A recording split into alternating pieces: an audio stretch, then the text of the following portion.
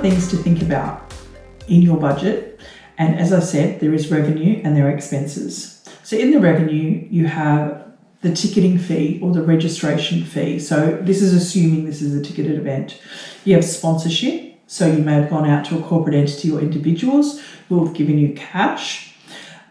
You have possibly advertising or marketing dollars. So one idea is to sell advertising space in a program or on a website, something like that.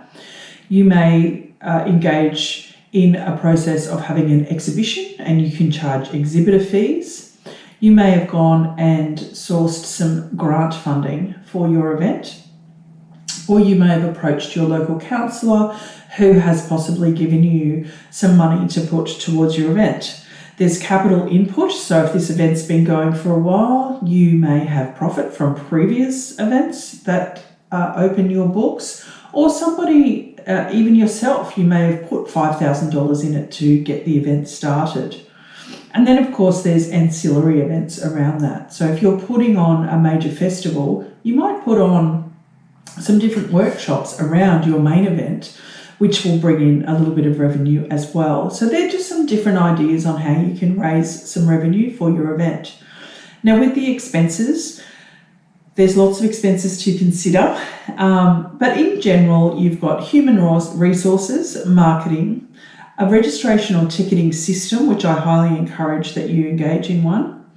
You've got the venue hire as well as food and beverage, audio-visual equipment, Wi-Fi, speakers and entertainment, and other equipment.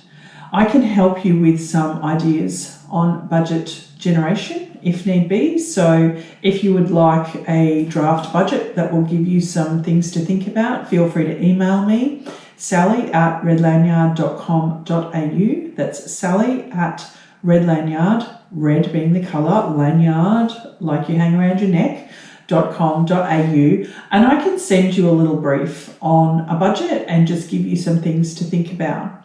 The one thing that I would like to share with you is when it comes to in-kind sponsorship, I don't put that in my revenue column because it's not cash. I only put cash in my revenue column. I actually put in-kind sponsorship in my expenses column as a minus. So let's say, for example, a printer came on board and said, I'll do all your printing for you for nothing. You would have had a budget figure for printing, which is $5,000. Now they're doing it for free, so that budget figure is now minus $5,000.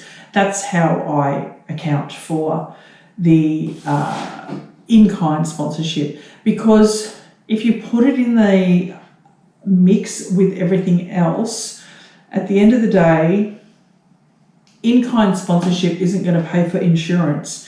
It's not going to pay for, well, unless you get a sponsor who is happy to cover you in insurance. That's very rare. It's not going to pay for traffic control, for example, or a traffic management plan. So there's lots of things that you need actual cash for. So resist the temptation to say yes to all of the in-kind things. That's pretty much the last resort, unless it's marketing.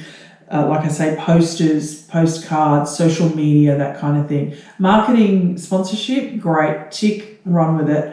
Anything else, though, really is something that is probably on the back burner until you've raised some cash, because without cash, again, you don't have anything that you can use to actually produce your event, because you need to pay for things with cash. So they're just a few ideas on the budget. Like I said, if you'd like me to send you some content in relation to the budget, feel free to email me, sally@redlanyard.com.au.